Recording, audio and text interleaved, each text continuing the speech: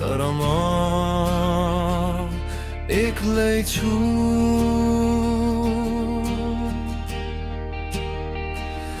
हाँसो उधारो आँसु आफ्नै सबैलाई देखाउन ठिकै, भित्र कतिखेर भाँचिए आफैलाई पनि थाहा छैन। समयले सिकायो चुप लाग्न, आवाज दबाएर बाँच्न, तर यो मनले मान्दैन हार मानेर थाक्न। प्रश्न धेरै, उत्तर थोरै, रात लामो निद्रा हरायो, ढलेको दिन सम्झिँदा उठ्ने साहस फेरि पलायो।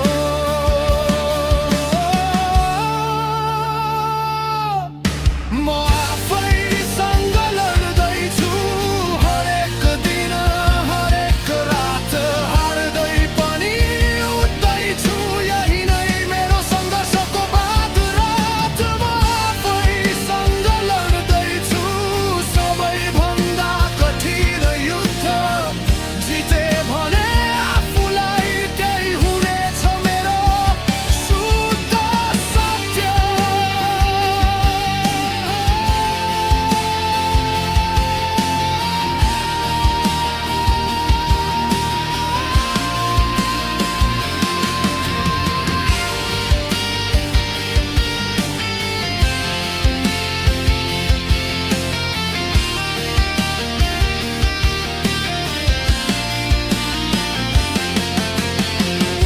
सबैले बाटो देखाए तर कसैले हात समाएन। सपना ठुला देखिए तर बाँच्नै गाह्रो बनाए।